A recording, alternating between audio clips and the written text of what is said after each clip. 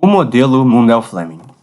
Hoje veremos as políticas macroeconômicas resultantes do modelo Mundell-Fleming, que constitui uma extensão do modelo ISLM para uma economia de país pequeno e aberta. A gente não vai flexibilizar hoje a hipótese do país pequeno.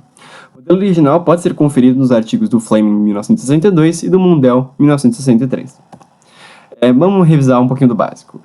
A curva IS, quando a gente considera país aberto, agora a gente pode chamar de ISXM, então, que é essa famosa identidade que representa o PIB. A gente só acrescentou x menos m. Se a gente for abrir os termos, o consumo é o consumo autônomo, mais a propensão marginal a consumir, e multiplicado pela renda disponível. Considerando a gente tributa em função da renda. E a gente importa também em função da renda. E a propensão marginal a poupar é 1 menos a propensão marginal a consumir. Daí, se a gente resolver essa equação, a gente tem o multiplicador keynesiano sendo multiplicado pelos termos autônomos. A curva LM não se altera, então é os encaixes reais igual a demanda por moeda. E a demanda por moeda ela é uma função dos juros e do investimento. A balança de pagamento ela é definida como o saldo comercial, que é uma função da taxa de câmbio real e do produto, mais as rendas primárias e secundárias, esse INT, mais a variação líquida dos ativos, ou seja, os fluxos de rendimento dos ativos, menos a variação nas reservas. Isso tudo tem que ser igual a zero. Sendo que, se a gente derivar o saldo comercial pela a taxa de câmbio real, tem que ser maior que zero, e se a gente derivar o saldo comercial em termos do produto, tem que ser menor que zero, e derivar a variação líquida dos ativos em função de I, tem que ser maior que zero. E por simplicidade, a gente vai assumir que o INT, a rendas primárias e secundárias, é igual a zero. E a gente também tem que saber da condição de paridade de juros-câmbio, que é o juros menos o juros internacional, é aproximadamente a taxa de câmbio nominal esperada, do tempo t mais 1, mais a taxa de câmbio corrente no tempo t, dividido pela a taxa de câmbio corrente também no tempo t.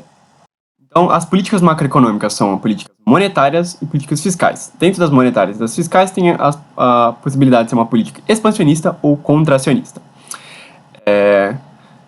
Eu vou simplesmente focar nas expansionistas, as contracionistas são simplesmente a recíproca, o inverso.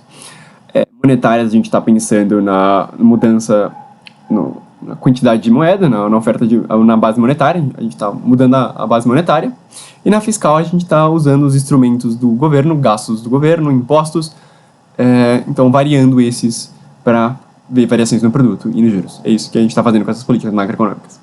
Dentre esses dois tipos de política, monetária e fiscal, a gente tem essas políticas feitas no câmbio fixo ou no câmbio flexível. Dentre as combinações de câmbio fixo e flexível, temos o câmbio com perfeita mobilidade de capital, com mobilidade imperfeita de capital e sem mobilidade de capital.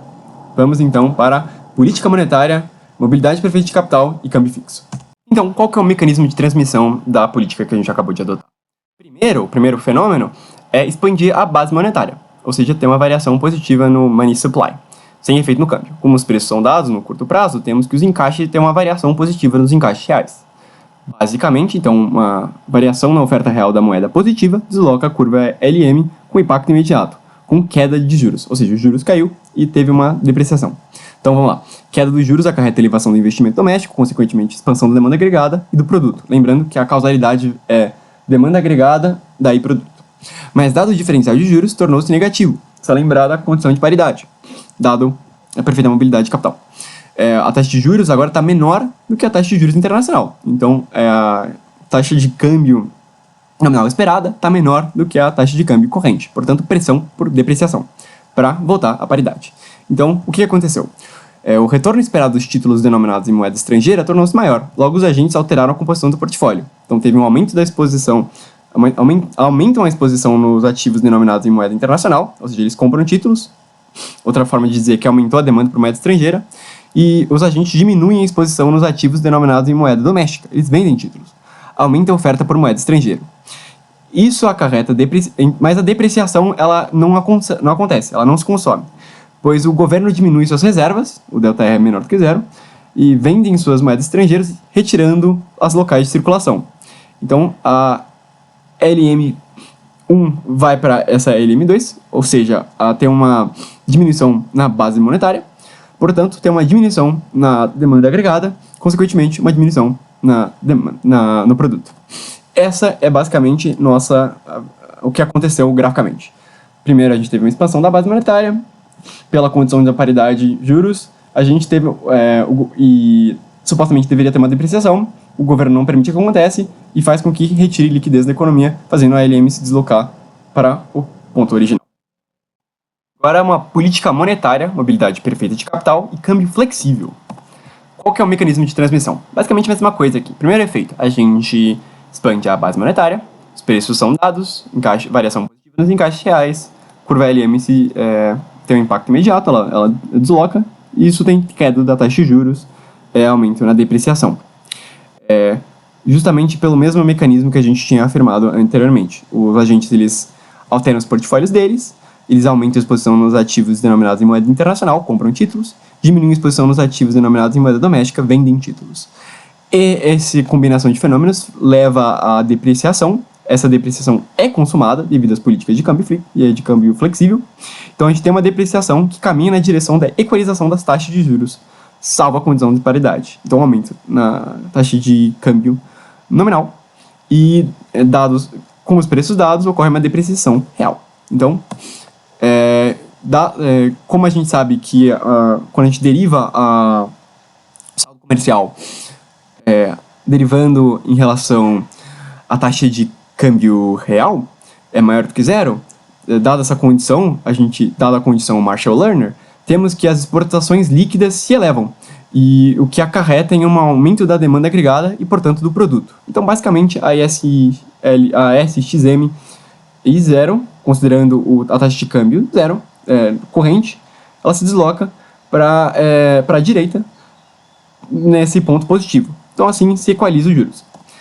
Basicamente, a gente tem isso graficamente. Primeiro, a gente deslocou a LM, aumentou a oferta monetária, a base monetária, e depreciação, dada a depreciação, salvo a condição Marshall-Lerner, aumento das exportações líquidas, a gente deslocou a curva IS-XM para a direita, e assim preservando a paridade câmbio-juros.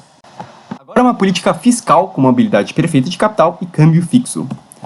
Qual é o mecanismo de transmissão dessa política? Primeiro efeito, aumenta-se os gastos do governo ou diminui os impostos.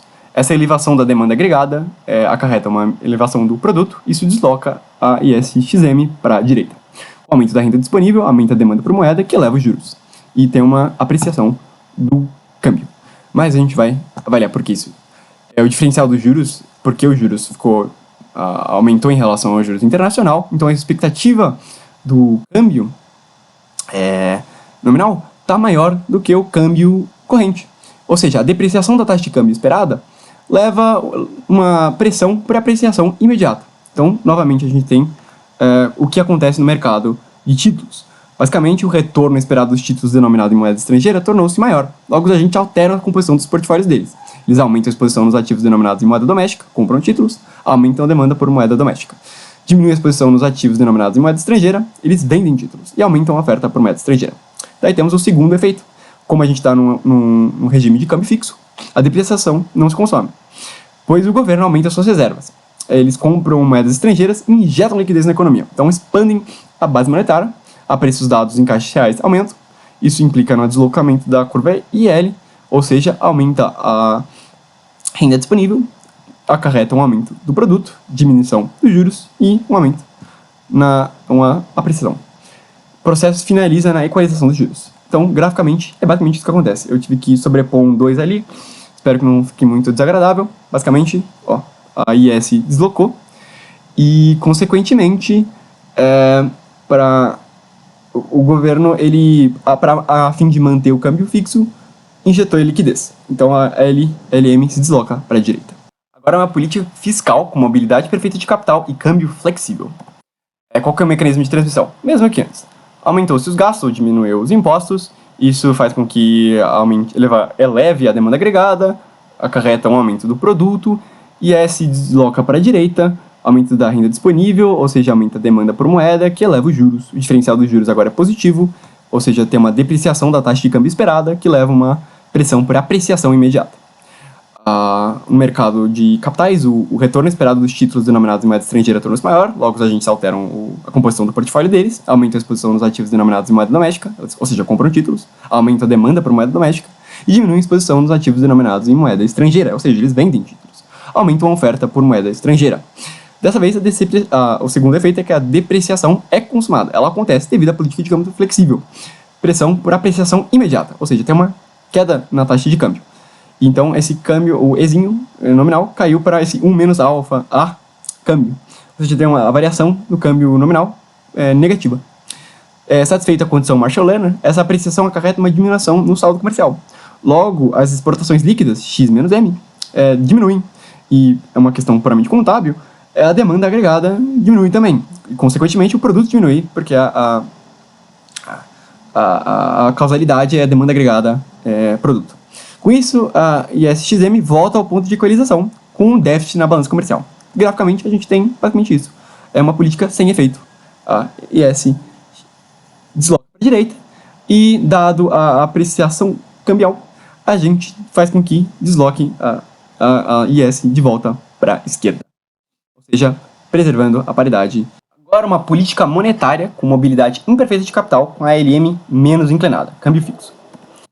Qual que é o mecanismo de tradução? A gente expande a base monetária, tem uma variação da base monetária positiva, da money supply é positiva, sem efeito no câmbio. Como os preços são dados no curto prazo, temos uma variação positiva nos encaixes reais, isso implica no deslocamento da curva ALM, impacto imediato, com queda na taxa de juros. Portanto, juros caem, investimento sobe, demanda agregada sobe, produto sobe. Se a gente avaliar a balança de pagamento, como os juros caiu, a gente sabe que, derivando a variação líquida dos ativos na taxa de juros é positiva, então o F cai, então tem uma queda nos influxos de capital. Como o produto subiu, sabemos que uma variação no saldo comercial, derivado pelo produto, é negativo. Então tem uma relação inversa. O saldo comercial cai, tem uma queda no saldo comercial. Então a balança de pagamento, como os fenômenos caíram ambos, a balança de pagamento caiu, ou seja, ela está deficitária. Então, para a taxa de juros vigente, o produto correspondente que zeraria a balança de pagamento seria menor do que o corrente. Portanto, para a dada taxa de juros correspondente, o produto é maior do que o que zeraria a balança de pagamento. Escassez de câmbio. Logo, temos uma pressão por depreciação. Ou seja, e no mercado de capitais, houve um aumento da oferta por moeda doméstica, um aumento de demanda por moeda internacional. Isso eleva a taxa de câmbio nominal. Por isso, a depreciação. O governo não permite a depreciação se consumir, pois ele diminui suas reservas, ou seja, ele vende moedas estrangeiras, ele retira moedas de circulação. Mas o monetário ficou menor, a LM fica menor, acarreta uma diminuição na demanda agregada, portanto, uma diminuição no produto. Graficamente, a gente tem basicamente isso. Primeiro evento, fenômeno, aqui em esquerda, desloca a curva LM. Depois desse fenômeno, depreciação cambial, mas o governo não deixa acontecer, ele retira a liquidez, portanto, sem efeito. Essa política não tem nenhum efeito. Agora, uma política monetária com mobilidade imperfeita de capital, com a ALM mais inclinada e câmbio fixo. Qual que é o mecanismo de transmissão? A expansão da base monetária, ou seja, tem uma variação do money supply positiva, sem efeito no câmbio. Como os preços são dados, tem uma variação positiva nos encaixes reais. Portanto, desloca-se a curva LM com impacto imediato, com queda na taxa de juros, aumento dos investimentos, consequente da queda de juros, aumento da demanda agregada e aumento do produto. Se a gente olhar para a balança de pagamento, então, queda dos juros, consequentemente, tem uma queda nos influxos de capital. Aumento dos juros leva a uma queda no saldo comercial, portanto, a balança de pagamento fica deficitária. Para a taxa de juros vigente, o produto correspondente que zeraria a balança de pagamento seria menor que o corrente. Portanto, para a dada taxa de juros correspondente, o produto é maior do que o que zeraria a balança de pagamento. Tem uma escassez de câmbio, logo temos uma pressão por depreciação. Então, no mercado de capitais, o que aconteceu? Os agentes modificaram o portfólio, teve um aumento na oferta por moeda doméstica e um aumento da demanda por moeda internacional. Então, tem uma depreciação. A taxa de câmbio nominal aumentou. O governo não permite essa depreciação se consumar, pois ele diminui as reservas, vende as moedas estrangeiras, retira da circulação, basicamente a mesma coisa. E, então, a gente tem esse fenômeno. Novamente, uma política sem efeito, basicamente a mesma coisa. Agora, uma política monetária com mobilidade imperfeita de capital, a LM menos inclinada e o câmbio flexível. Qual que é o mecanismo de transmissão? Então, temos uma expansão da base monetária, money supply. A variação do money supply está positiva, sem efeito no câmbio, os preços são dados no curto prazo, então ceteris paribus, temos uma variação positiva dos encaixes reais, isso desloca a LM para a direita, com impacto imediato, levando uma queda de juros, aumento dos investimentos, aumento da demanda agregada, aumento do produto. Se Se a gente avaliar a balança de pagamento, a queda dos juros acarreta na queda nos influxos de capital, um aumento do produto acarreta uma queda no saldo comercial. Então, a balança de pagamento fica menor, fica deficitária. Então, para uma taxa de juros vigente, o produto correspondente que zeraria a balança de pagamento seria menor que o corrente. Portanto, dada uma taxa de juros correspondente, o produto maior que zeraria a balança de pagamento. Escassez de câmbio. Logo, temos a pressão por depreciação, que dessa vez ela é consumada, porque o governo está usando política de câmbio fixo, câmbio flexível. Aí, o câmbio nominal ele aumenta, tem uma variação positiva no câmbio nominal. Como os preços são dados, então tem uma variação positiva no câmbio real. Então a balança de pagamento ela se desloca para a direita. Satisfeita a condição de Marshall-Lerner, essa depreciação acarreta no aumento dos saldos comerciais. Logo, as exportações líquidas elas aumentam, ou seja, a demanda agregada aumenta, o produto aumenta e com isso desloca a ISXM para a direita. Então temos exatamente esse fenômeno. Primeiro a LM se deslocando para a direita e depois a balança de pagamento em conjunto com a ISXM, porque todas são determinadas pela taxa de câmbio real, e fazendo esse deslocamento para a direita, por conta da depreciação. Agora uma política monetária com mobilidade imperfeita de capital, com a LM mais inclinada e o câmbio flexível. Novamente, mesma coisa. Primeiro efeito é a expansão da base monetária, sem efeito no câmbio, com os preços dados tudo ceteris paribus, uma variação positiva nos encaixes reais, deslocamento para a direita da LM, com impacto imediato, que leva à queda da taxa de juros, aumento dos investimentos, aumento da demanda agregada, aumento do produto. A balança de pagamento não mudou, ou seja, ficou deficitária, e dada a balança de pagamento deficitária, temos uma pressão por depreciação. Essa depreciação é consumada, e, portanto, tem uma variação positiva na balança, na taxa de câmbio nominal. Como os preços são dados, então temos a variação na taxa de câmbio real, portanto, a balança de pagamento ela se desloca para a direita. Satisfeita a condição Marshall-Lerner, essa depreciação acarreta no aumento na balança no saldo comercial. Logo, as exportações líquidas aumentam, demanda agregada aumenta, produto aumenta, logo desloca para a direita a SLM. Mesma coisa. Então, aqui temos o primeiro fenômeno, deslocou a LM, salvo a depreciação, tanto a IS quanto a balança de pagamento, determinados pela taxa de câmbio real, deslocam para a direita. Agora uma política fiscal com mobilidade imperfeita de capital com a LM menos inclinada, câmbio fixo.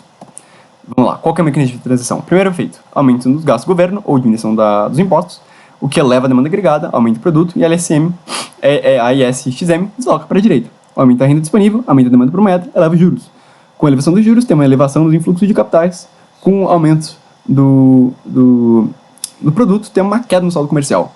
Como consequência, a balança de pagamento fica deficitária. Para a taxa de juros vigente, o produto correspondente que zeraria o balanço de pagamento seria menor que o corrente. Portanto, para dada a taxa de juros correspondente ao produto, é maior do que o que zeraria a balança de pagamento. Então, ou seja, tem uma escassez de câmbio. Logo, uma pressão por depreciação. Ou seja, no mercado de capitais há um aumento na oferta por moeda doméstica e houve também um aumento da demanda por moeda internacional. Portanto, é isso que levou à depreciação do câmbio nominal. A depreciação não se consome porque o governo ele diminui suas reservas. Ele vende moedas estrangeiras, retira dos locais de circulação. Ou seja, ele retirou liquidez. Ou seja, ele diminuiu a base monetária. A preços dados, os encaixes reais ficam menores, logo a LM desloca para a esquerda, a demanda agregada diminui, o produto diminui. Porque o governo mantém o câmbio fixo, as condições associadas ao equilíbrio externo se dão à mesma taxa de câmbio real. O produto sobe menos e a taxa de juros é permanentemente mais alta. Graficamente, temos esse fenômeno. A ISXM desloca para a direita e, consequentemente, a LM desloca para a esquerda, dado que o governo não quer que a depreciação aconteça. E a gente tem uma taxa de juros permanentemente mais alta. Uma política fiscal com mobilidade imperfeita de capital, LM mais inclinada e câmbio fixo. O primeiro efeito já é conhecido, o mecanismo de transmissão. Aumentou os gastos do governo, ou diminuiu os impostos, teve uma elevação da demanda agregada, aumentou a demanda agregada, aumentou o produto, a ISXM deslocou-se para a direita, aumenta a renda disponível, aumentou a demanda por moeda, o que eleva os juros. A elevação dos juros eleva os influxos de capital, a elevação do produto leva uma queda no saldo comercial. Agora a balança comercial está superavitária. Para a taxa de juros vigente, o produto correspondente que zeraria a balança de pagamento seria maior que o corrente. Portanto, para uma dada taxa de juros correspondente, o produto é menor que o que zeraria a balança de pagamento. Ou seja, temos um excesso de câmbio. Está havendo um ingresso de moeda estrangeira superior à saída de moeda estrangeira. Portanto, uma pressão por apreciação na taxa de câmbio nominal. A taxa de câmbio nominal está caindo. Então, por que isso está acontecendo? Qual que é o mecanismo de transmissão para fazer com que a taxa de câmbio caia? Tem um aumento da demanda por moeda doméstica, tem um aumento da oferta por moeda internacional. moeda estrangeira. Então, acontece a apreciação. Mas a apreciação não se consome, pois o governo aumenta suas reservas, ele compra moeda estrangeira e injeta liquidez na economia. Expandiu a base monetária, a preços dados, a elevação nos encaixes reais. Logo, a LM desloca para a direita, aumenta a demanda agregada, aumenta o produto. Graficamente, é justamente isso. À direita temos um deslocamento da IS e, consequentemente, da apreciação e da reação do governo, a gente tem um deslocamento da LM. Agora, uma política fiscal com mobilidade imperfeita de capital, a LM menos inclinada e o câmbio flexível. Mecanismo de transmissão. O primeiro efeito é a elevação da demanda agregada via políticas do governo, aumento dos gastos ou diminuição dos impostos. Essa elevação da demanda agregada acarreta um aumento do produto, a IS desloca-se para a direita. Com o aumento da renda disponível, aumenta a demanda por moeda, que eleva os juros. A elevação dos juros acarreta uma elevação dos influxos de capital, aumento do produto, uma queda no saldo comercial. Nesse caso, a balança de pagamento é deficitária. Ou seja, uma escassez de câmbio. Essa escassez de câmbio leva a uma pressão da depreciação do câmbio nominal. Qual que é o segundo efeito? No mercado de capitais, tem um aumento da oferta por moeda doméstica e um aumento da demanda por moeda internacional. Ou seja, essa depreciação do câmbio. A depreciação é consumada, então a taxa de câmbio nominal, ela aumenta, tem uma variação positiva. A preços dados, então essa variação do câmbio real, nominal, vira uma variação do câmbio real. Ou seja, tem uma variação positiva do câmbio real. Portanto, a BP, a balança de pagamento, desloca-se para a direita. Para a mesma taxa de juros, a satisfação do equilíbrio externo com depreciação cambial exige um produto maior. Satisfeita a condição marshalliana, essa depreciação acarreta um aumento no saldo comercial, logo as exportações líquidas aumentam, consequentemente a demanda agregada aumenta, logo o produto aumenta, logo a gente desloca novamente a IS à direita. Graficamente, temos isso, o primeiro fenômeno, a IS deslocando pelo gasto do governo, pode ser a diminuição dos impostos. E o segundo efeito, temos a elevação dado a taxa de câmbio se elevando. E você percebe que acontece esse fenômeno ao mesmo tempo que a balança de pagamento. Agora uma política fiscal com mobilidade imperfeita de capital com a LM mais inclinada, câmbio flexível. O mecanismo de transferência aumenta os gastos do governo ou diminui os impostos, eleva a demanda agregada, aumenta o produto, a LS desloca para a direita. Aumenta a renda disponível, aumenta a demanda por moeda, que eleva os juros. Aumento dos juros eleva os influxos de capital, aumento do produto, tem uma queda do saldo comercial. Nesse caso, a balança de pagamento é superavitária, ou seja, temos um excesso de câmbio. Logo, tem uma pressão por apreciação. As entradas de divisas são superiores às saídas, tem um excesso de oferta de moeda estrangeira. O segundo efeito no mercado de capitais tem um aumento da demanda por moeda doméstica e um aumento da oferta por moeda internacional, ou seja, temos uma apreciação do câmbio. Essa apreciação é consumada, então a gente tem uma diminuição, uma variação negativa da taxa de câmbio nominal. A preços dados, essa variação nominal vira uma variação real, também negativa, ou seja, a gente desloca a BP para a esquerda. Para a mesma taxa de juros, a situação do equilíbrio externo com a apreciação cambial exige um produto menor. Satisfeita a condição marshalliana, essa apreciação acarreta uma diminuição do saldo comercial, logo diminui as exportações líquidas, acarretando uma diminuição na demanda agregada, logo uma diminuição no produto. Portanto, a ISXM desloca-se para a esquerda. Graficamente, é justamente isso. Primeiro, temos S e S aqui embaixo, deslocando para IS, bem aqui em cima, G0 vai para o G1, mantendo constante a taxa de câmbio real.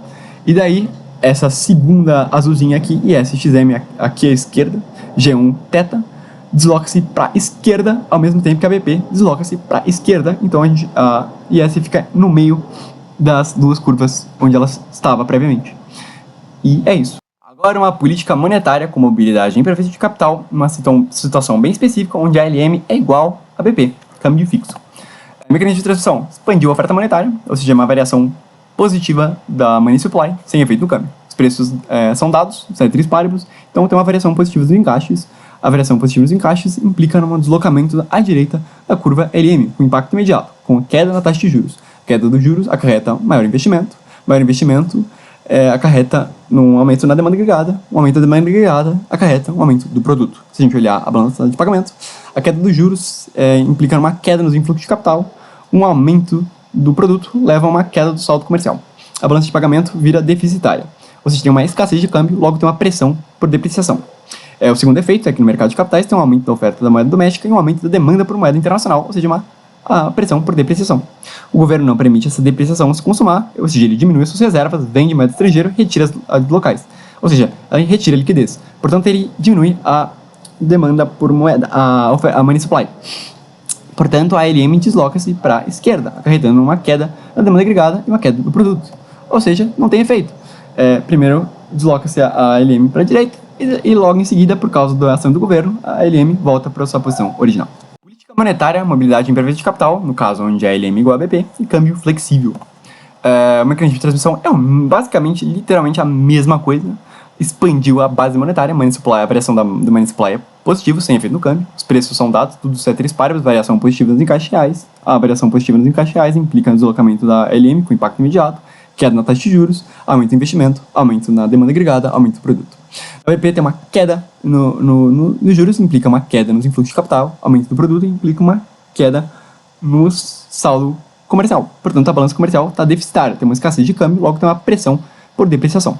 No mercado de capitais, o segundo efeito é um aumento da oferta da moeda aumento da oferta por moeda doméstica e aumento da demanda por moeda internacional ou estrangeira. Isso que acarreta na pressão por depreciação. Ou seja, tem uma variação positiva na taxa de câmbio nominal, como os preços são dados. Essa variação positiva na taxa de câmbio nominal implica uma variação positiva na taxa de câmbio real, portanto a BP desloca-se para a direita. Salvo a condição Marshall-Lerner, a depreciação acarreta um aumento do saldo comercial, logo as exportações líquidas aumentam. Consequentemente, a demanda agregada aumenta, o produto aumenta e a IS desloca-se para a direita. Portanto, temos este gráfico. O primeiro efeito é o efeito monetário, a LM deslocando-se para a direita, e logo em seguida é uma consequência da depreciação, a IS desloca-se para a direita também. Política fiscal, mobilidade imperfeita de capital, também novamente a situação onde a LM igual a BP e o câmbio fixo. Mecanismo de transmissão é uma elevação da demanda agregada por instrumentos do governo, aumento dos gastos ou diminuição dos impostos, ou seja, aumento da demanda agregada, aumento do produto, a IS-XM desloca-se para a direita.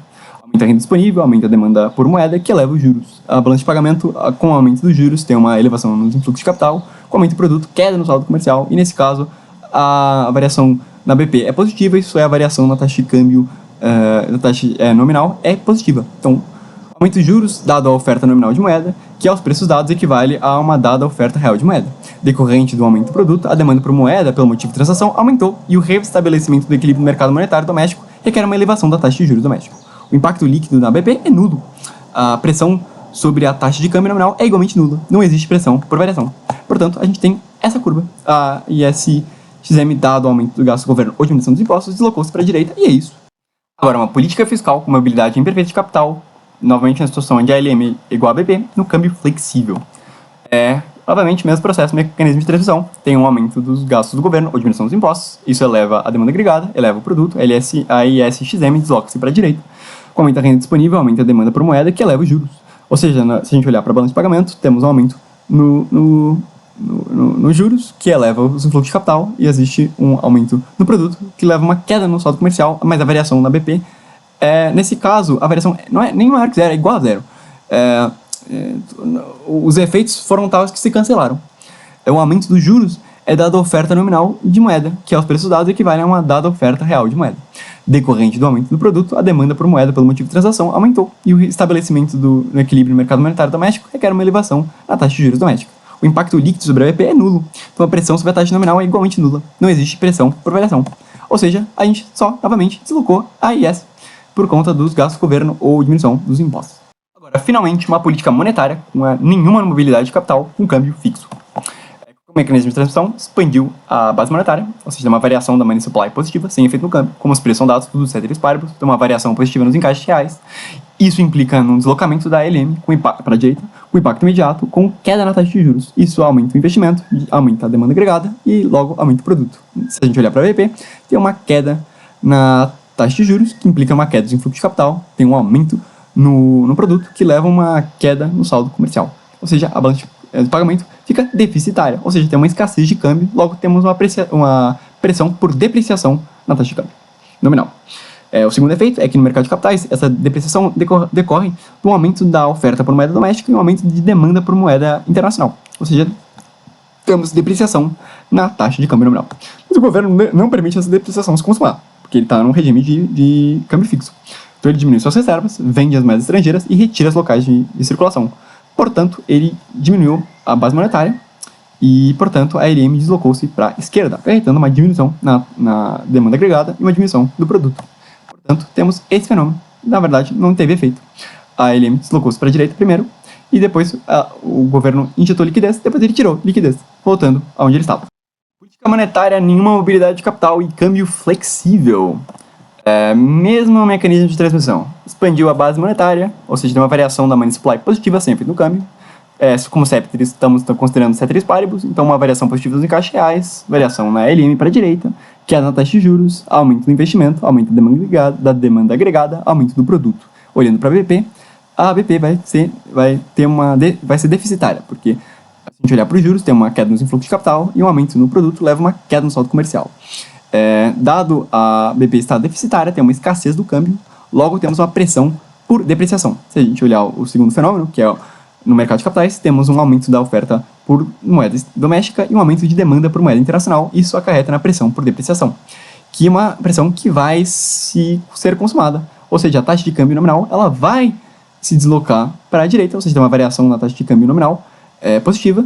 Como os preços são dados, novamente, ceteris paribus, a variação da taxa de câmbio nominal vai implicar numa variação na taxa de câmbio real, também positiva, ou seja, a BP vai se deslocar para a direita. Satisfeita a condição Marshall-Lerner, essa depreciação acarreta num aumento no saldo comercial, logo um aumento nas exportações líquidas, logo um aumento na demanda agregada, logo um aumento no produto. Com isso, desloca-se a ISXM para a direita. Portanto, temos este gráfico aqui.